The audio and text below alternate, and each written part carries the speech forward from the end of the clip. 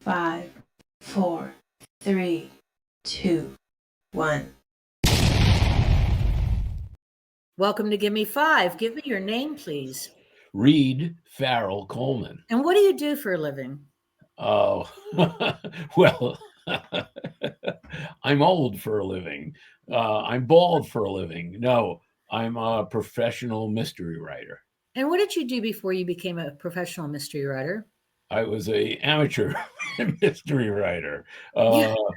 No, I was a poet. I was a restaurant trainer. I drove an oil truck. I did lots of jobs. I worked at Kennedy Airport in the cargo area.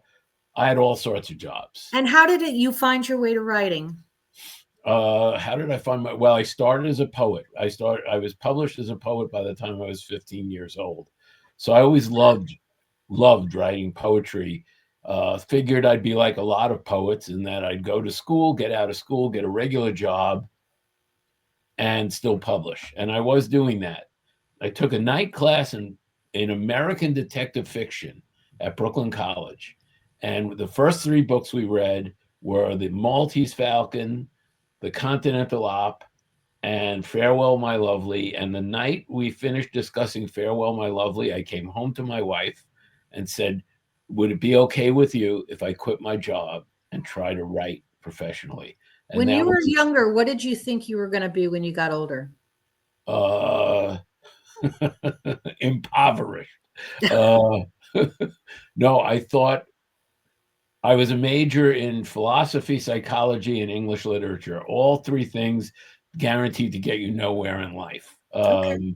And I thought I might be a philosopher or a psychologist. Very good. What's your favorite song? Off the top of my head, I would say Little Time Bomb by Billy Bragg. What's the first thing you do in the morning? Do you really want to know? What's the first thing you do in the morning that you can tell us about? I get the paper and I have a cup of coffee and do the puzzles. Very good. What can't you do that you wish you could do? Swim. Really? Yeah. Interesting. What can you do very well other than writing? Cook. And what do you like to cook? Almost anything. I make great short ribs. I do a great sausage and peppers.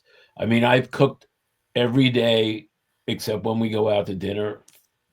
Every day since I've been married, and we've been married 42 years. What is your favorite expression? Oi Gewalt. What kind of car do you wish you had? Porsche Cayenne. 2 for 2 on that today. Whose book is on your nightstand? Oh, Michael Connelly's most recent book. The new one. What's your favorite article of clothing? My sweaters. I love sweaters. What's your next door neighbor's name? I have no idea. How long have you lived there? I've lived here 30 years. They've lived here about a year. What are your hobbies besides writing? Golf. Golf. Okay, great. Pickleball, you know. What is the most embarrassing thing that ever happened to you that you can tell us about? Oh, you'll love this. Okay. Okay. So I moved out of my house and lived on my own. Most people move out and they live with somebody. I lived on my own.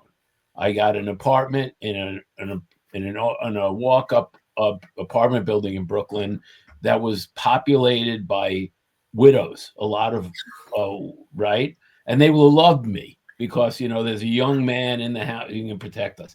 So one night, a Saturday night, my friend Michael Ranieri was coming over and we were going to party together. So we used to do practical jokes with each other, and I stripped nude and I put a bandana over my face. And I came to the door. He knocked on the door. I opened the door and I whipped the bandana off my face, and I'm totally nude. And it was Mrs. Cohen. There you go. From down the hall. Serves you right. Do you reread books? Yes. What's the best review and the worst review you ever got? The best review changed my life. It was from in the New York Times. Okay. walking the perfect square. I was driving an oil truck at the time, and my brother called me and read it to me while I was Interesting. working. What's your favorite place to vacation? Europe, Where? Spain, and Italy. What's the worst place you've ever been? Oh, the worst place I've ever been. The Catskills when I was a kid. Okay. Have you how many states have you visited? Over 30. Wow, very good. What's the best advice you've ever gotten? Oh, I have to admit, I'm bad at taking advice from people. All right, there you go. Yeah. Time's up. I hope that worked. It did work. Thank you so much. I truly appreciate you being here. And have a great day, Reed. Talk to you next. I'll see you soon. I'll see you soon. Take care. Okay. Have a good Thanks, one. man. Bye-bye. Love to Roseanne.